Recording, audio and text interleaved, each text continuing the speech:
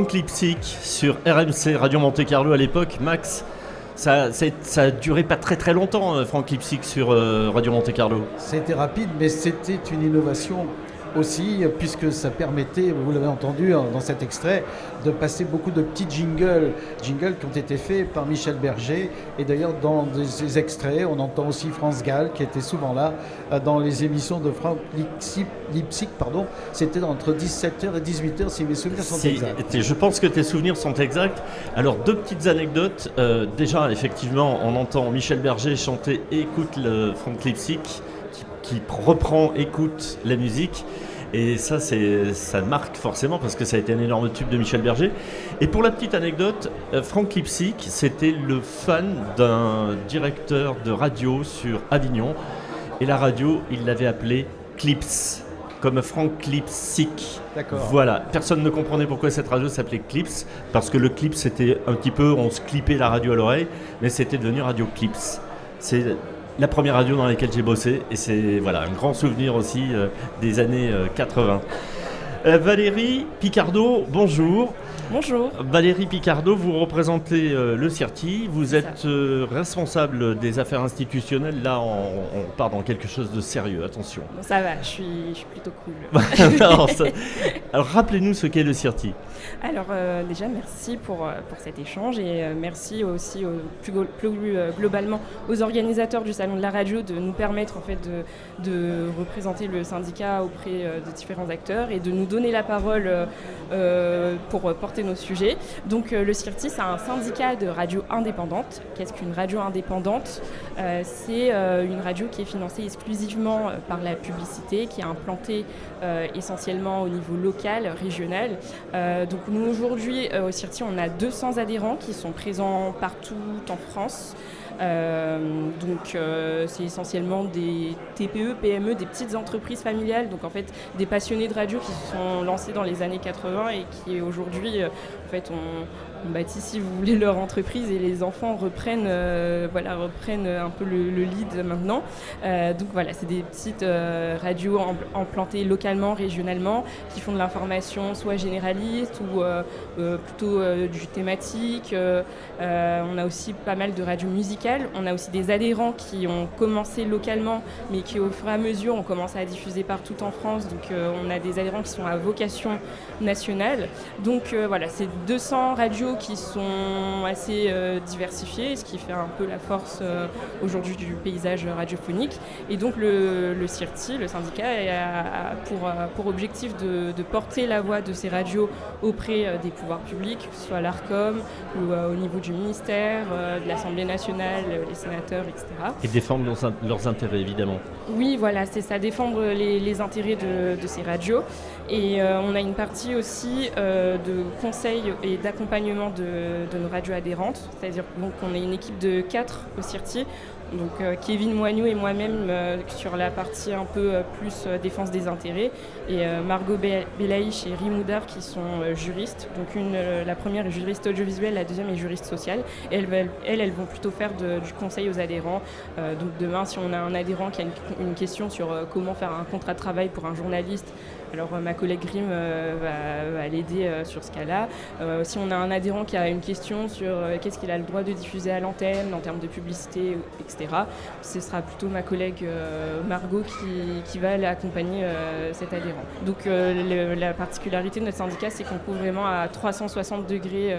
En tout cas, on essaye de couvrir à 360 degrés les problématiques de nos adhérents, soit au niveau du conseil, soit au niveau de la défense d'intérêts.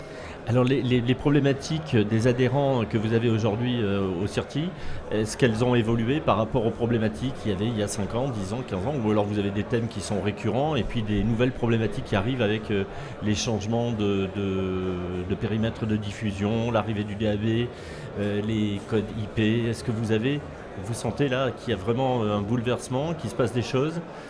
Alors, on a des sujets en fait qui restent présents. C'est avant tout les enjeux au niveau du marché publicitaire, étant donné que nos radios sont financées exclusivement par la publicité. Oui, ce sont des radios de catégorie B.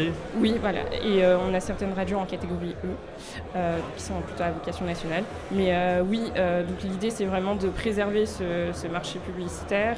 Et ça va passer par rendre plus attractifs les radios, notamment, si vous voulez, déjà sur la question des mentions légales, sur préserver aussi le marché publicitaire local, puisque nos radios sont beaucoup en local et ce marché-là, ça représente 50% des ressources de nos radios.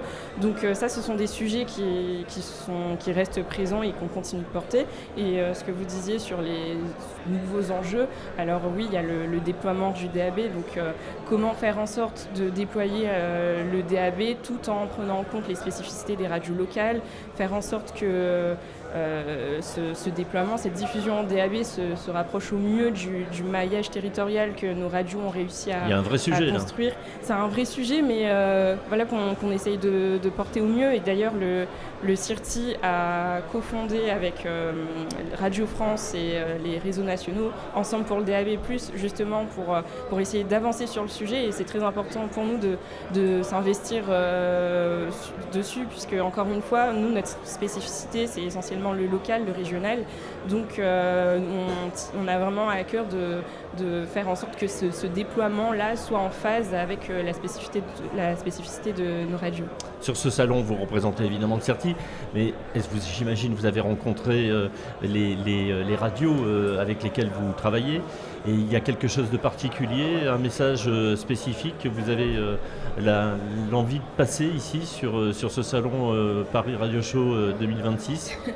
Au CIRTI, on a souvent plein de messages à faire passer, mais voilà, si on a un seul message, ce serait vraiment qu'on préserve en fait le paysage actuel, c'est-à-dire qu'en France, on a vraiment la chance, l'opportunité d'avoir un paysage diversifié, que ce soit avec des radios locales, nationales, des radios publiques, des radios associatives, c'est vraiment un paysage assez exceptionnel. Donc l'idée, c'est vraiment qu'on puisse poursuivre à rester sur ce paysage, à le diversifier et faire en sorte que les nouveaux enjeux, donc ça peut être le DAB, mais ça peut aussi être l'arrivée des acteurs du numérique. Tous les médias traditionnels sont touchés. C'est de faire en sorte que face à ces nouveaux enjeux, nous, on puisse quand même poursuivre à faire de la radio, à faire ce qu'on fait, à rester présent. Parce que les auditeurs, les citoyens, en fait, ils ont besoin de ça. C'est ce qui fait aussi un peu la base de notre démocratie, pouvoir s'informer partout où on est. Que ce soit à Lyon, moi je suis réunionnaise à La Réunion ou autre, s'informer. Donc l'idée c'est vraiment de les accompagner, de les sécuriser, de leur apporter un accompagnement juridique et au-delà de l'accompagnement juridique, de porter d'une seule voix les spécificités, les besoins, les attentes et les problématiques de ces radios. Exactement. Donc ces stations passent par le CIRTI, donc j'imagine que vous avez bien maillé le territoire, il y a des radios partout, vous disiez 200 radios. Oui, 200 radios présentes partout en France métropolitaine. On a un nouvel adhérent qui est aux Antilles qui nous a rejoint récemment et on tend aussi à s'ouvrir au territoire ultramarin davantage. Eh bien c'est génial. Valérie, merci. Merci Valérie à vous. Picardo, Merci donc vous beaucoup. représentiez le CIRTI, présent sur ce salon. On vous souhaite une bonne fin de salon puisqu'il est 16h38 déjà, donc je pense que vous n'allez pas encore rester pendant des heures et des heures. Et pour vous, ça s'est bien passé. Vous êtes satisfaite de ces 2 jours de salon? Ça s'est très bien passé. C'est mon 3e salon déjà et c'est toujours un plaisir de voir mes adhérents, de découvrir aussi, de rencontrer de nouvelles personnes et d'assister aux conférences sur les divers sujets. Donc c'est toujours très bien. Donc on se revoit l'année prochaine. Avec plaisir, merci. Vous êtes bien sur Radio Broadcast, il est 16h38.